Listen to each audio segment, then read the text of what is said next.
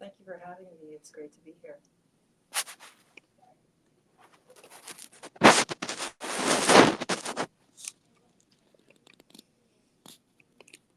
Sure. Um, so I'm director of the museum, which means a lot of things. I'm basically responsible for almost everything that happens at the museum in the sense that, if, you know, I need to make sure that the staff are doing what they need to do, that if we have obligations and responsibilities, those are met.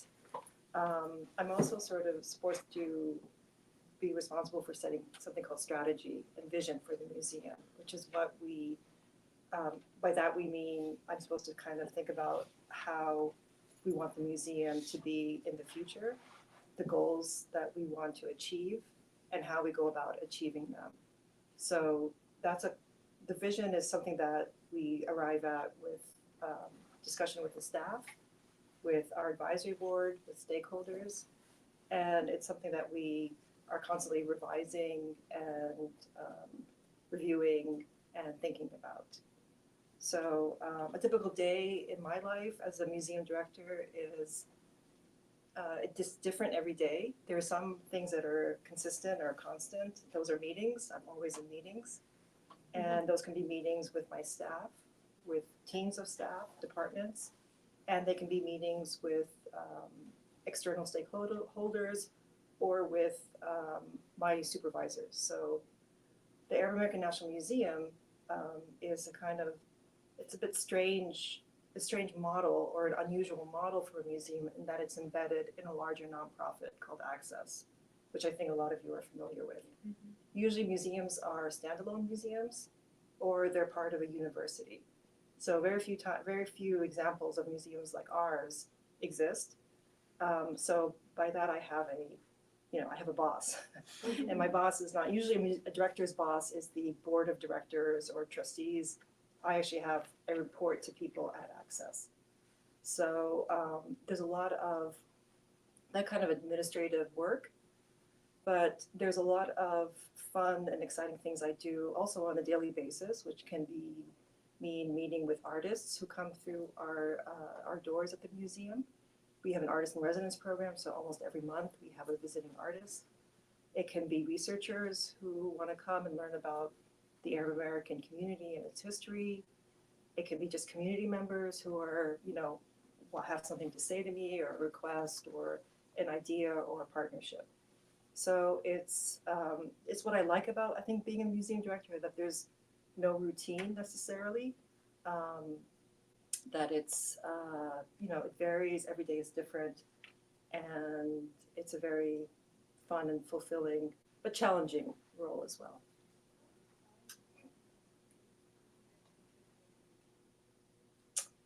So I never wanted to be a museum director. I kind of fell into it. Yeah, kind of. So my career trajectory when I finished college was to go to graduate school to study history, to get a PhD, and to be a professor, which I did. I did that for, I got my PhD in history. I taught at Dartmouth College for many years. And at some point I realized that this is not really the career I want. So I decided to step away from academia, which was a very difficult decision to make because it's the only thing I knew how to do. I'd been in school my whole life. I was decent at it, but it wasn't fulfilling for me. And even though the teaching was great, the students were great, I had good colleagues, it was a great school to teach at because there was a lot of resources and, it's a prestigious school, what have you. But there's something not right and I wasn't happy. And, at some point you realize, I might as well be happy, right? But I also need to emphasize that I was privileged to make that decision to move away to leave academia. I'm not married, I don't have children, so I don't have a family to support. I only have to worry about myself. So had I had children, had I had a family, had I had dependents, I don't know if I would have made that decision necessarily. So I was in a kind of privileged position to make that decision. And when I submitted my resignation, saying this is my last year on my contract, and I was stepping away from, the position that I had, the professorship. I ended up applying for and getting a job at a museum in Palestine in the West Bank called the Palestinian Museum, which is now in Birzeit. Never having worked at museums, never having thought about a career in museums. So I was offered the job and I quickly had to learn about museums. So what I did was I went to the HUD Museum, which is the campus museum at Dartmouth. And I went to the, administrators, people who work there, and I said, I have this job that I've been offered that I'm going to start in August. Can I shadow you guys? This was in the spring semester. And they said, sure, come over. And I would go like once or twice a week for about 2 months. And I would meet with different department heads and different employees, and they would explain to me what museum work was like. So that's how I got into museums. And then I left, I went to Palestine. I worked at the Palestinian Museum for about a year and a bit. And I was just building the museum. We hadn't even there was no building yet. So we're building a team and processes and procedures and what have you. Then I had to leave because I don't have a West Bank ID. I'm Palestinian, but I don't have permission to live there. So I ended up in Jordan. I worked in cultural heritage. And then this job opened up and I applied in 2018 and moved here in 2019. So I kind of had a very strange career trajectory for a museum director. Most museum directors, I think, move through the ranks. I kind of came at it from the side, but it's there's not a lot. I mean, it's still, there's a very strong educational mission for museums. So it's not strange that as a historian, I went into, and as a professor and a teacher, I went into museums, and also history is telling stories, right? Trying to explain change, explain the past. And that's a lot of what the museum does, is trying to sort of to explain things, to tell a story, to tell history. Not all museums. I mean, some art museums are maybe slightly different. We're a historical museum in the sense that we tell the history of the Arab American community, the history of Arab immigration to the United States, what Arabs, did while they were here, their culture, among other things. So, but even art history museums, when you have an exhibit, you're telling a story, telling a narrative. There's a narrative you're trying to communicate. So obviously your role sounds very complex, but what I'm really curious to know about is, as a director, how do you go about selecting which artifacts you want to include in an exhibition? So I don't choose artifacts for the exhibition. I'm not a curator, I'm a director. So, and I never have been a curator. So, but the way that our curators work, and historically and right now, is that you have to have a sort of story you want to tell or a narrative you're trying to tell. And you're using those objects to best express the point you're trying to make. So at the Arab American National Museum, if you've been there, we have what we call our core galleries, which are the quote unquote permanent galleries. They don't change that much. And then we have a temporary gallery space. So there's a constant rotation of exhibitions that come through. For the core galleries, those objects were chosen, again, to sort of emphasize the points that we were trying to tell or make. But all those objects that you see in the museum were actually objects that were donated to the museum by members of the Arab American community throughout the country. So when the museum was being established in the early 2000s, members of that sort of team that was building the museum went out into the country, to different parts of the country, Houston, to California, to New York, other parts of the Midwest, to the South, and talked to these communities and asked them to donate, objects, artifacts, documents, and whatever's not being displayed is in our archive, in our collections. So you have to think also that there's a lot of objects in the museum that are not visible. Most of it is in the archive. And that's the case for all museums. Very small percentage actually gets showed. But the objects, they have to have some sort of significance and meaning. So they could be objects that are not valuable monetarily, but they have a lot of meaning, right? For instance, there are in the Coming to America exhibit, the entrance, I don't know if you remember. So it's the first one, tells the history of Arab immigration to the United States. There's that sort of initial introductory kind of panel outside before you enter. And there's a pair of shoes but worn by a woman called Sarah Abdullah. She was Syrian. This is in the 1920s. She wore them. They're beaded. They're beautiful shoes. I don't think they don't cost, right? I mean, they're probably worth $50, let's say. But they're beautifully made. So there is that sort of craftsmanship. And it's shoes that she wore during her crossing, during when she came over to the United States. And then she has a very interesting story. She actually made it to Ellis Island. She was denied entry. She had to return back to Europe because she had some ailment, some eye ailment. She had to recover and then come back. So she crossed, 3 times, the Atlantic to get to the United States in those shoes. So you think about shoes and what shoes convey and walking in other people's shoes. So even those pair of shoes, as beautiful as they are, they convey a kind of history of a journey, somebody's journey. Somebody wore them and walked and made it to the United States from Syria. So these are the kind of things that we think about when we're sort of deciding what to show and what to display. So, as a director, you're talking a lot about stories and how important stories are.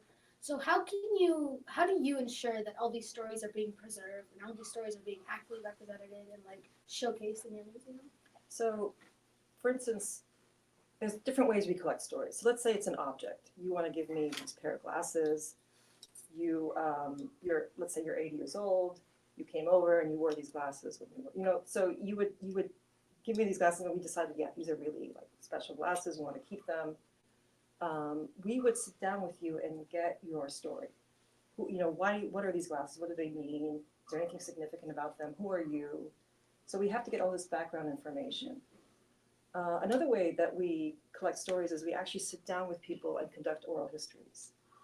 So, let's say, you come to us and, I don't know, you have a very interesting, you don't even have to be interesting. You're just an Arab American that has a story to tell, or we want to collect your story.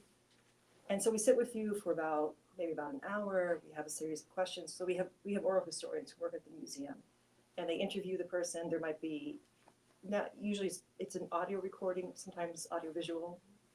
And we use those stories.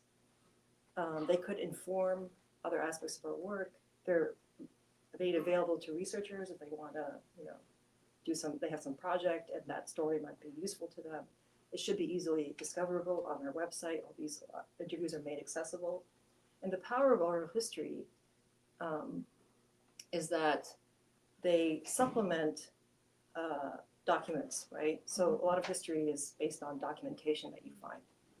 But oftentimes, the lived experiences of people add additional information to what the documents present. Usually documents are more official, right? So it's like an official account of what happened. But let's say, when you interview people who live, let's say, what's an event? I don't know, let's say Abdullah Hamoud, won the election, right? Mm-hmm. So we have a kind of, a basic, record of what happened. But let's say you met him during his campaign and he said something to you and that really influenced the way you decided to vote or whatever. It kind of captured, you're able to get information about events in history that otherwise doesn't appear in the official record. And that's the importance for oral history. Little bits and pieces. Bits of pieces and things that are just not recorded elsewhere. So for instance, if we're talking about, let's say, Palestinian history, oral history in the history of Palestine from 1948 to the present, a lot of the Palestinian perspective is preserved in oral histories because we don't have documents, right? Because they were destroyed as part of the project of the establishment of the State of Israel, destroying, the villages, what have you, the culture, the society. So oral histories help us fill in the gaps that we otherwise would not be able to know about. So it's very powerful in other situations, other countries, other areas as well.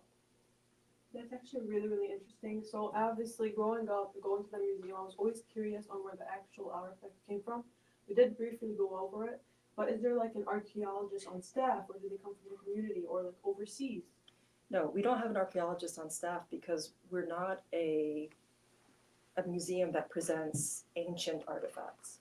So we do have some older artifacts, but those are either donated to us and we use them to tell the story of sort of Arab contributions to world civilization. That's when you enter the courtyard, there's a sort of a gallery there, there's an exhibit there. So you might find some older pieces, but generally no, we don't collect anything that predates sort of Arab presence in the United States. So we don't have an archaeologist on site. So we have curators and people who take care of the collections. But they are, they're trained to how to handle objects, how to catalog them, how to preserve them. They're not conservators, so they don't necessarily fix them if they're torn or broken, but we know where to get technical assistance and help. So what that department does is it preserves what we have and makes sure that it's taken care of and documented correctly so that people can find the objects and the artifacts that we have in our collection. Your creators create. In your past 5 years, you said you've been in the museum. What is one of the most interesting or surprising artifacts that you've received or that you've seen at the museum?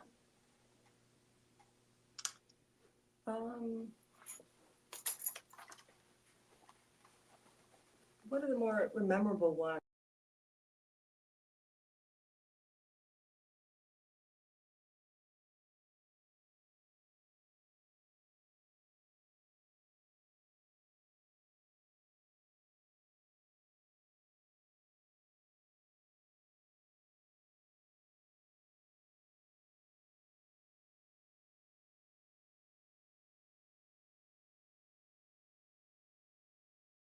shots, photographs of members of the Arab American community that early on. Also, he's a very important figure you could say in Arab American because he was one of the earlier professors. He was at Columbia, I believe. And so those kind of gems, they're like gems that we get.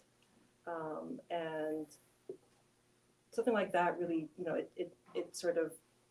it's fun to look at. It's fascinating to look at, but it also shows, kind of humanizes the community. Like you wanna, we're all Arab American here. We've had some struggles in that regard. So I think it sort of humanizes us. There are people like in the park or whatever doing everyday things, and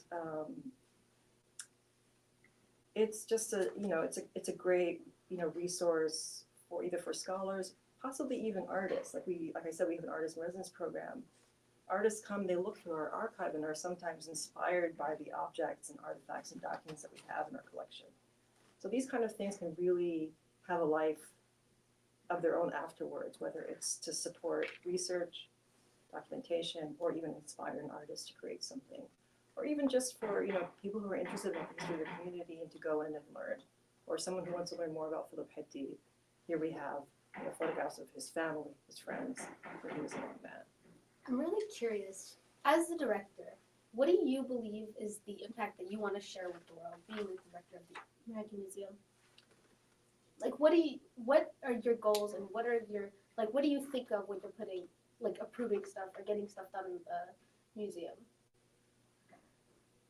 What I'm trying to do is to make sure that there is an authentic representation of Arab Americans, an accurate one, not the only one, not that we're an authoritative, museum, because there are many different stories and, ways to be Arab American, but that we ensure that Arab Americans can express their experiences, their histories in their own words, so that we are kind of representing the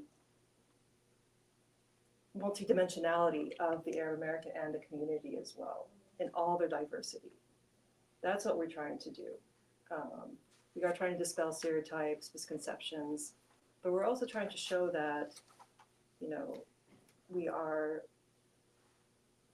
we produce culture, we are interesting, but interesting in a sense that people can learn from our experiences and the culture we produce, and that we have a history here, and that history is nuanced and rich. To put our experiences out there into the world. Yeah, and to say, we're here, this is who we are, and this is what we, what we experience and how we experience it.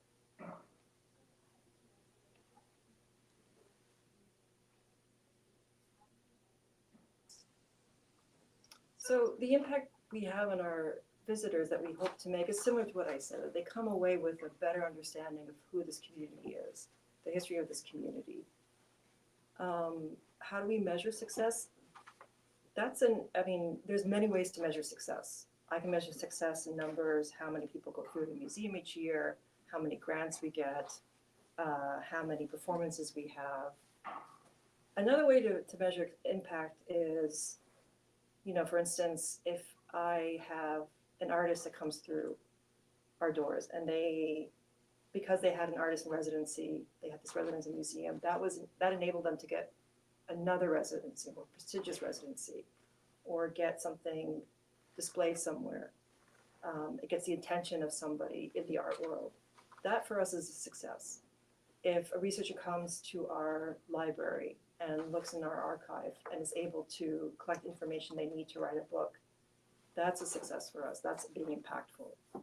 So there's many ways to sort of measure. It doesn't have to be numbers and check marks and stuff. It can really be somebody coming through our door. Like there was one of my favorite stories about kind of the impact of the museum. We have a writing fellowship, a writing workshop that we have every spring. And it's usually about poetry. It can be about prose as well. And one year we did it in the temporary exhibit. There was an art exhibit. And there was I wasn't there. My colleague told me that the student was in there and looking at the artwork on the walls and asked, did you guys do this? Like the staff make the art. And my colleague said, no, these are artists. This is what they do. And this young woman didn't really understand and didn't realize, I think, that there was a whole, like you could be an artist and have a career as an artist and produce work and have a practice. And so when you're exposed, like that kind of exposure to somebody, like it opens a window, for me, that's a success. For somebody, a young person to come in and make new connections and understand new possibilities, for me, that's also a success. And I think that's what we're trying to do at the museum.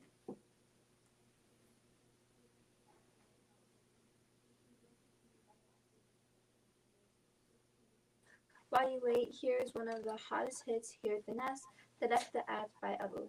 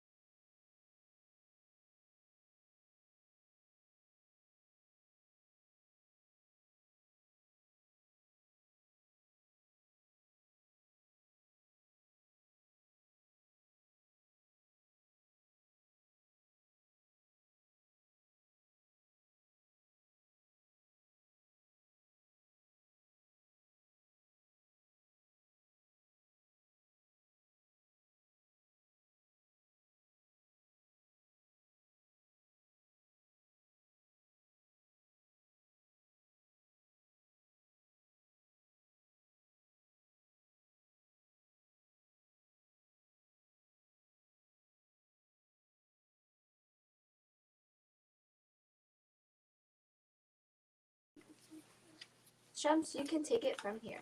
Thank you, Sarah. Director, what role do you see museums playing in contemporary society, and how do you strive to make your museum relevant to diverse audiences?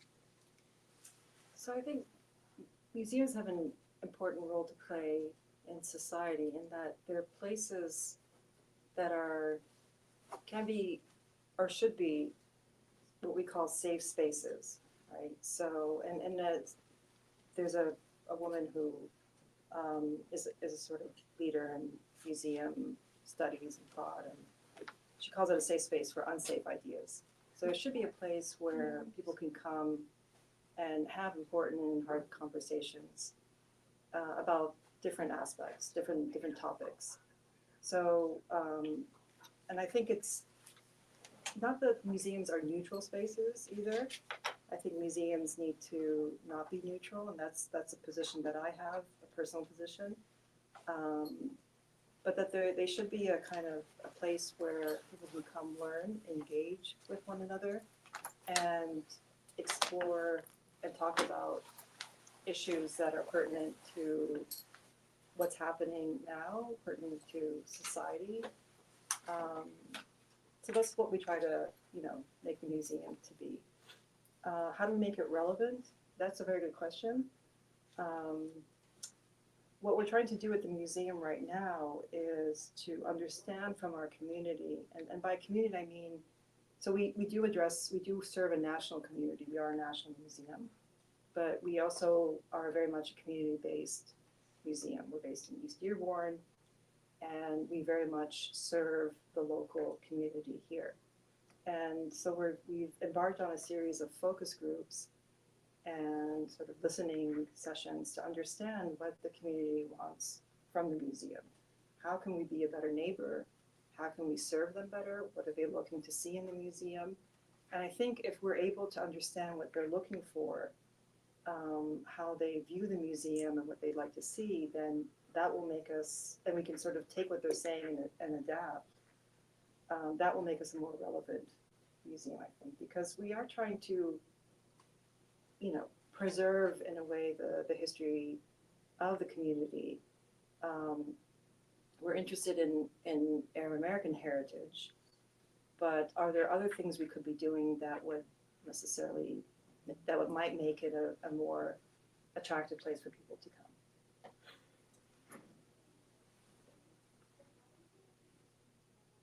Receive feedback from its audience, its visitors, and how does it incorporate that to become better, Sure.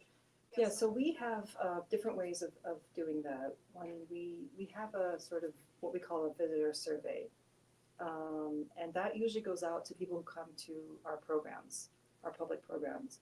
And these are randomly selected from people who have registered, and we send them out to them. Not many people respond, but we try to get feedback on the quality of their visit. Did they like, is the building, did it meet their expectations? Did the performance meet their expectations? And we try to get some information about them themselves. If we also have, for instance, in certain if there's a program like the Writing Fellows program that we have, we also get feedback evaluations from those who participated in the program. Our Artist in Residence program, at the end of every residency, we ask that the artists fill out an evaluation form. So if there's issues that are important and glaring or suggestions, we try to take that and see what we can do. So for instance, if someone tells us, you really need to have a cafe here, right? Which, okay, arguably that'd be great. Many museums have cafes, but we cannot put in a cafe. That's a big undertaking. We might in the future, but that's not something we can do. But if they say, this was a great, let's say, bilingual event, Arabic and English. We really enjoyed this bilingual event. I was able to bring my mother, her English isn't great, but she was able to enjoy it. So then we kind of say, okay, this is an important point. Let's try to incorporate more bilingual events or more Arabic language events. We get a lot of attendees at multi-generational events. So we have family parties during Eid, and we have one for Eid and one around Christmas time.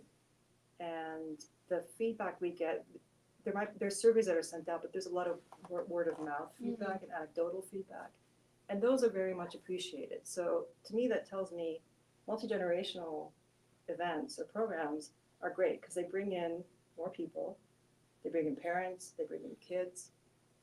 So, and we want people to come to the museum and see the museum and explore it. So that's one way that maybe we should incorporate more multi-generational events. A lot of our visitorship is young, actually, which is great for a museum. Most museums have older people who come. So we have a very young sort of, I don't call them clientele, but our visitors tend to be young people, a little older than yourselves here, like in their 20s and 30s. So we need to understand also what they want and what they're looking for. And if they're the ones who are coming most, that tells us, okay, our programming does appeal to that age group. But maybe we want more, more people who are different ages to come as well. So there's different ways we sort of look at how we're performing and try to modify accordingly.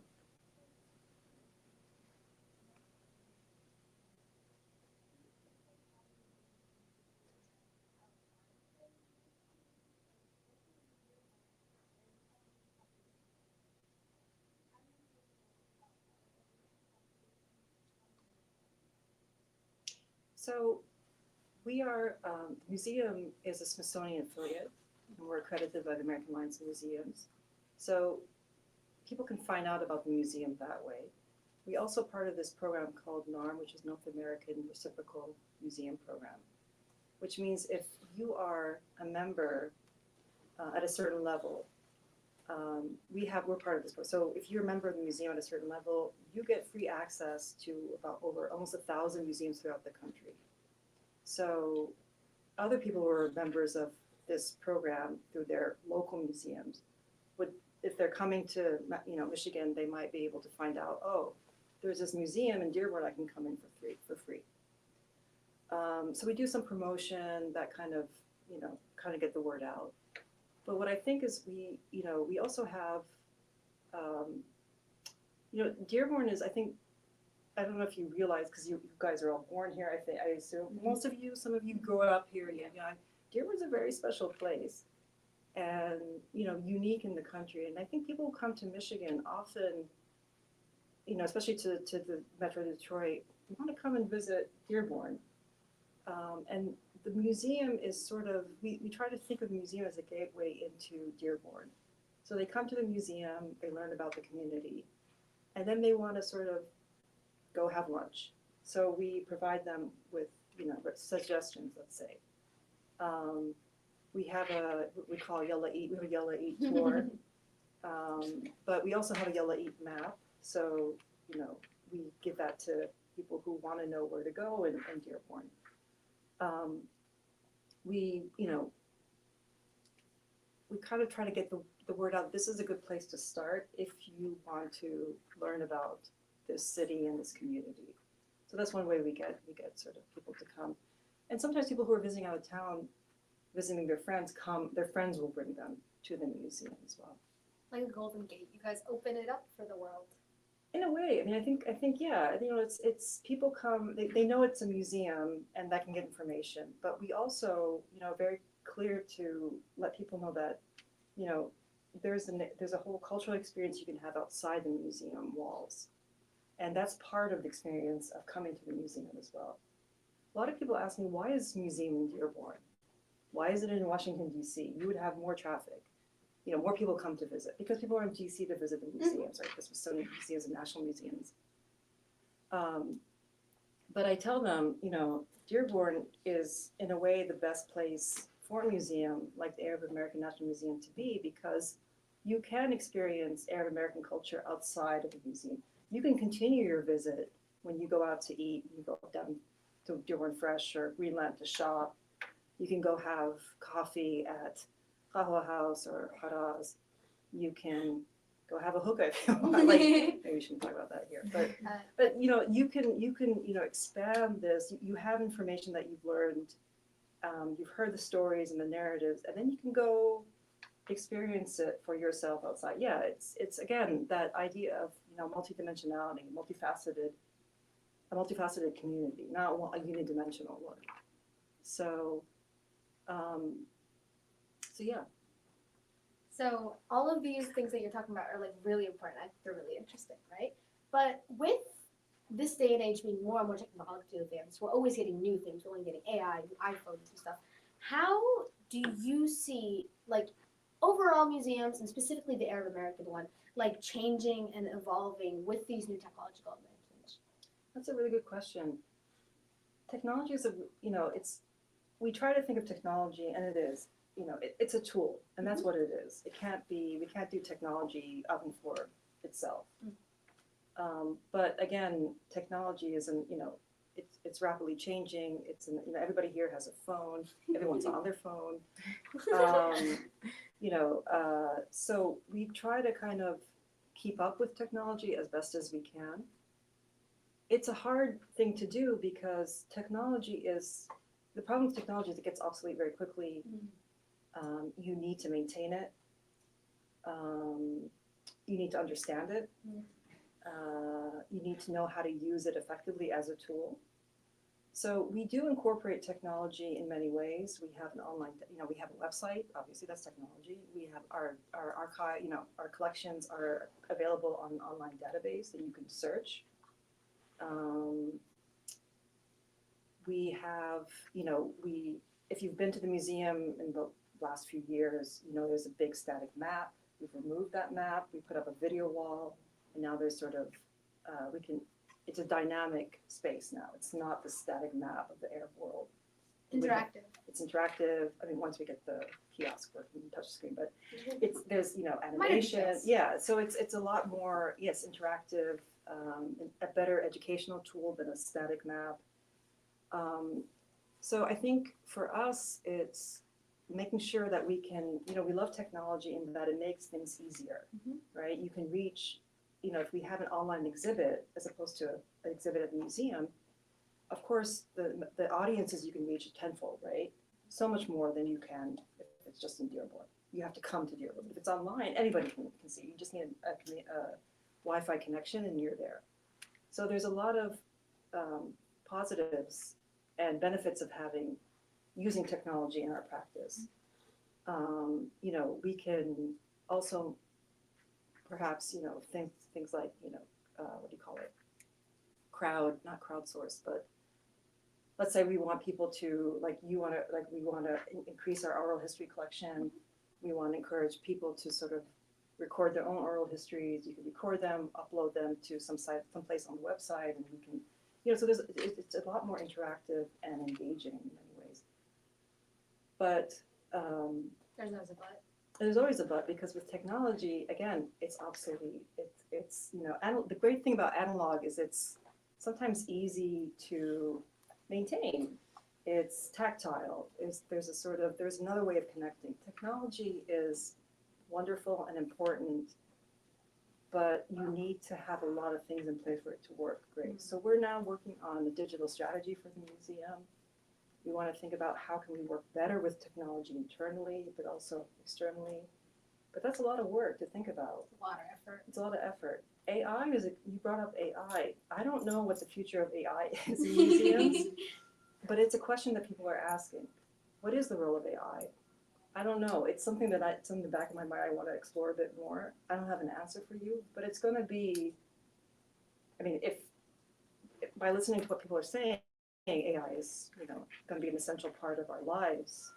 It already is. So much of what we do and interact is through AI, but the kind of, generative aspect of AI.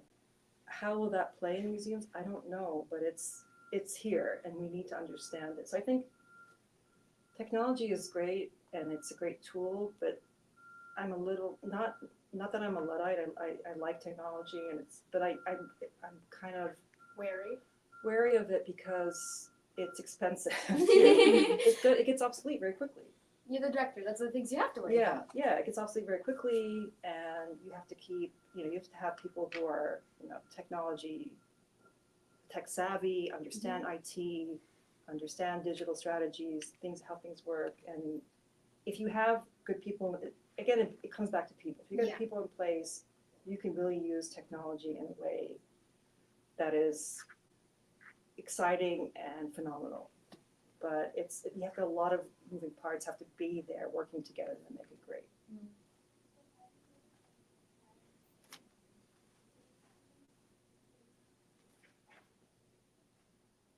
Museum, or has it really not changed? It changed a lot during COVID. Yeah. So when we shut down for a couple of years, we shut down the public to the public. We weren't allowed because of Social distancing. Yes, exactly. And so this is where technology was great. We went completely online in terms of our engagement with the public. We were not an online museum or digital museum. I mean, we had our databases and what have you in a website, but we never did programs online. We might have live streamed them on Facebook or something, but so we had to learn very quickly how to do something like this, right? That's live stream. We learned, it was a trial and error period. We had some good people on staff who, some people who had knew some software, what to use, and just sort of went with it. And we by the end of, like within a year, when did we close? February 2020. By September 2021, we put on a 4-day music concert or festival called Gemma. Oh, I remember that. Yeah, entirely online. And the production quality was great and the engagement was great. And so I think about where we were in March of 2020 and where we got to in September of 2021. And it's like night and day. And we were able to do that and keep engaged because of technology. Had we not, if the pandemic had come we weren't around in like 2010, we would shut down. Like we would just, but we were able to stay open in a way because of technology, because of online streaming, because we had, and also we were able to work together too, because it just so happened that we had, at Access, we had installed Microsoft Teams, and that was only, for us, that was new. That kind of, we were on WhatsApp and what have you, but we had a Teams, so we were able to talk to each other even though everybody was at home, and it made it easier. And now we can't imagine life without these kind of channels that we have now that we use every single day. So technology can be a lifesaver, and for us it was a lifesaver. But I think even though as successful as it was, and as our audiences grew, exponentially, and we had internet, not just nationally, like we were able to reach a national audience in ways we hadn't before, and an international audience when we were online during COVID. But I still feel people online attendance has gone down. People want to be with people. And you can have technology to like screen a film or have a light display or whatever, do stuff like that. But people want to, I don't know, I feel like there's still that human connection, and museums are a place for human connection. So you think that COVID was that one exception where the online really... The online was essential because you couldn't meet in person. Mm-hmm. So, and we understood that people in this very difficult time needed programs from a museum like ours, cultural programs, panels, whatever. That kind of, it's like a sustenance in a way. So we kept going. But are we doing as much online work as we did, or online programming as we did previously? We live stream a lot of stuff because people have told us who live far away, or they're elderly and they can't come to Dearborn all the time. It's great to have these online events, but people want to come together. Yeah, people want that human connection that I feel you don't get as much from online programming, as great and convenient and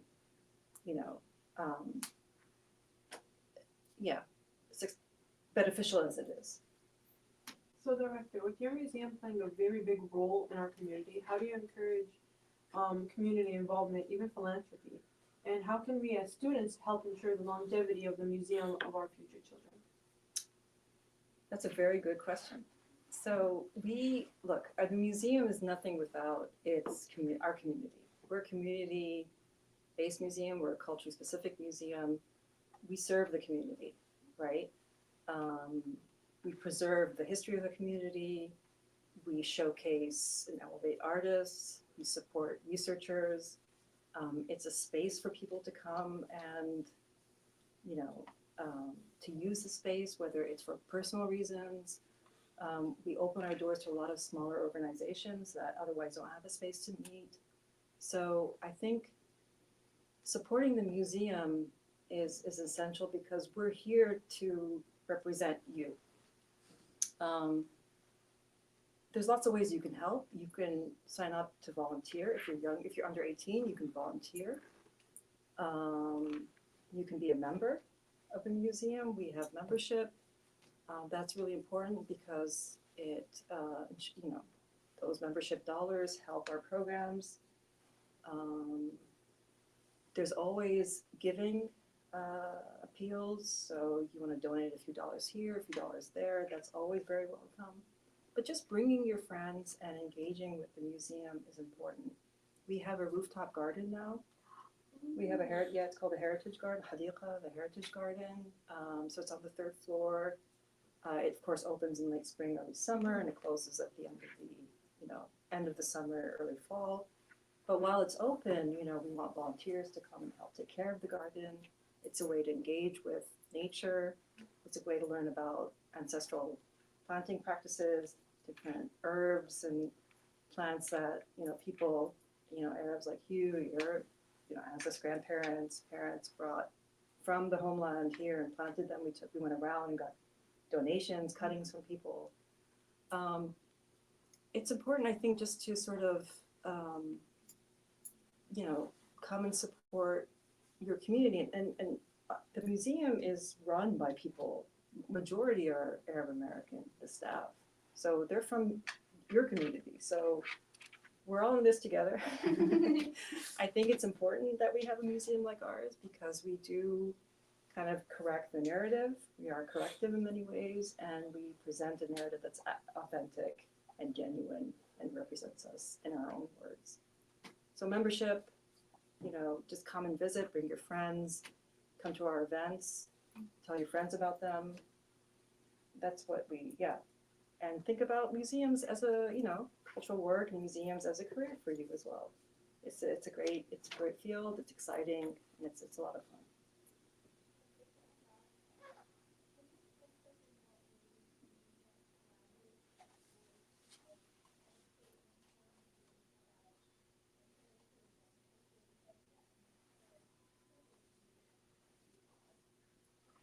Sure, yeah. There's several ways we do that. The most, I guess, frequent way we do it is we receive a lot of school trips, so classroom visits. We have thousands of kids coming through the museum every year. They do a tour of the museum. There's sometimes an activity that we do that's sort of Arab heritage related. Sometimes we provide them lunch, so that's a lunch from one of the restaurants nearby, so they're exposed to Arabic food and cuisine. So that's a way for them to learn about this community as an Arab community, but also as an immigrant community. And I think that's also important for us to show that, we have a very similar trajectory and experience as immigrants to other immigrant communities. So we try to build bridges that way. We work with schools. We have like I said, we're a Smithsonian affiliate. We sometimes have programs with Smithsonian Institute and the affiliates program. Right now, there's a STEM program that's happening, so we work with science teachers and their their students. And there's one going on currently where they're sort of working in tandem with high school students in Iraq.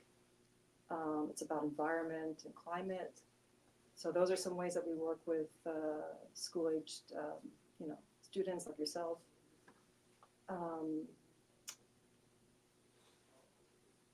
Like the writing program is for high school students. We teach, it's an opportunity for them to explore creative writing, whether it's poetry or prose.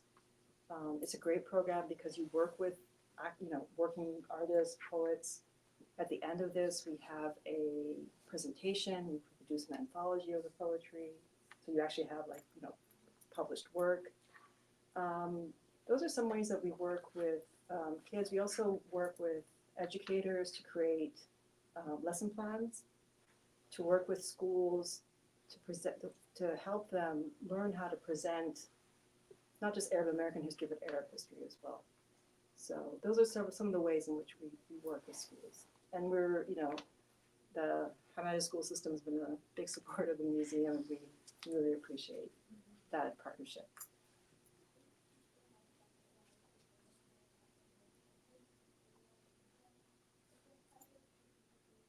Concludes today's live podcast. Tune in next time for more enlightening discussions on the NAS radio station. Until then, stay curious and visit the Arab American National Museum. This is Sarah checking out.